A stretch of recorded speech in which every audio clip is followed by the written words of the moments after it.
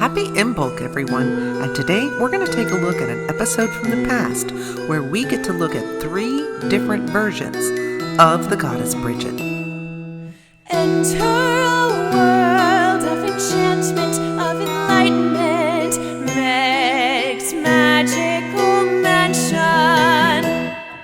Come, whoever you are, to Meg's Magical Mansion, a virtual guest house for spiritual wayfarers, a place where the ordinary becomes magical, where wisdom is yours for the asking, and where your higher nature is just a wish away.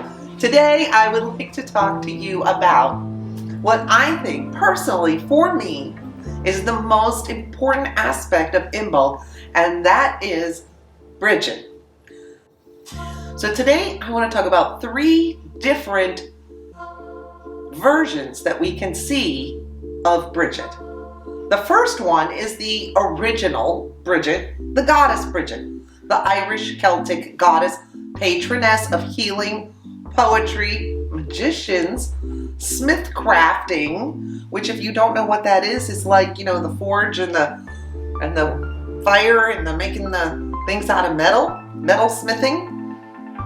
She is the vision of light. She is inspiration to all, and she is associated with all skills that pertain to fire. She is the goddess of fire. She's been called the mistress of the mantle, sometimes seen as a sister or virgin figure as part of the gray goddess, but sometimes portrayed as a wife and mother.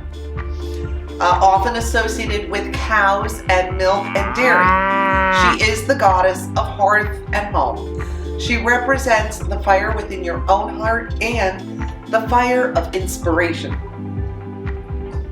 She is associated with sacred waters and sacred wells.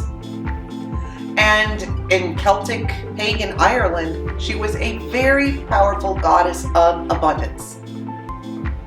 When Christianity moved into Ireland, I think the Catholic Church realized very quickly that the best way to handle somebody as powerful as Brigid was to incorporate her in. I do believe that is just what happened. I'm not saying you have to believe that, but some facts about Saint Brigid. Saint Brigid was born around 450 to live till about 525 AD. She was actually ordained by Saint Patrick. She was one of the first generation Christians, apparently, having had her parents had been converted. I heard one report maybe St. Patrick converted her, but most of the stories I've heard said St. Patrick ordained her and perhaps even ordained her as a priest. So she may be the only female priest in the Catholic Church. She is famous for having built an abbey for all women in Kildare, and she is also associated with Sacred Water's holy wells. So there are a lot of similarities between Saint Brigid and Goddess Brigid. Saint Brigid has a lot of stories about her miracles that she performed that have to do a lot with milk and butter. For example, a story when she was a young girl and she gave away her family's milk and butter to poor people, and her mom was angry and upset, but then miraculously it was all replaced and then some. Really, she could like turn water into beer. Sounds like a pretty cool nun to me. We also see associated with both Brigid the goddess and Brigid the saint, the cross, the Brigid cross, which if in Christianity, of course, represents the crucifixion of Christ. In paganism, that kind of Celtic cross can represent the intersection of the 2 roads, the roads of light and dark.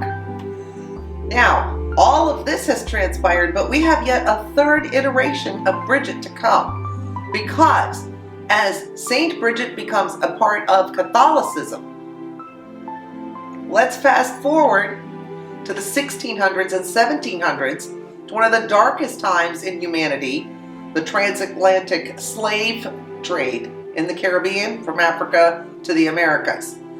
But in the Caribbean, you get this mix of African, Native American, and European, bringing the Catholicism in through the French, the Spanish, and the Irish, and you get this mix of all of it, which is where we find voodoo comes in.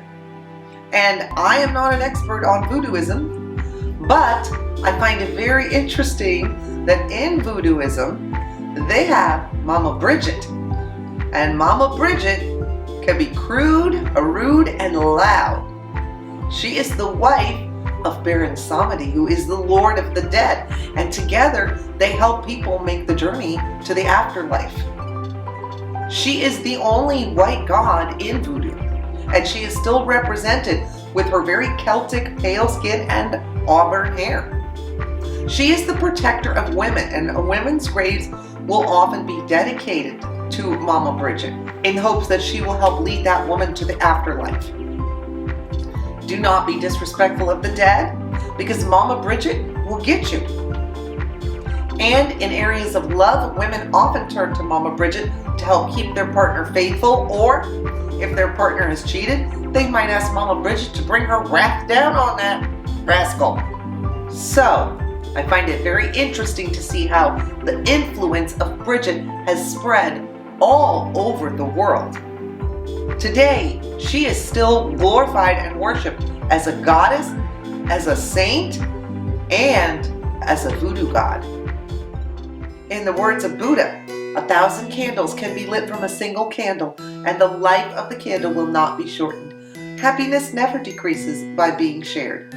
So thank you for sharing your time and energy with us here today at Meg's Magical Mansion. Hey, if you had a good time, don't forget to like, share, subscribe, ring the bell, and we can let you know when we post new episodes.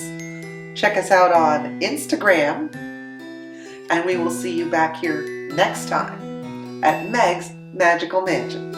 Happy Imbolc, everybody! Are we live? We're live. Scallion here. I love the scallion here. That's like your catchphrase now. Scallion here.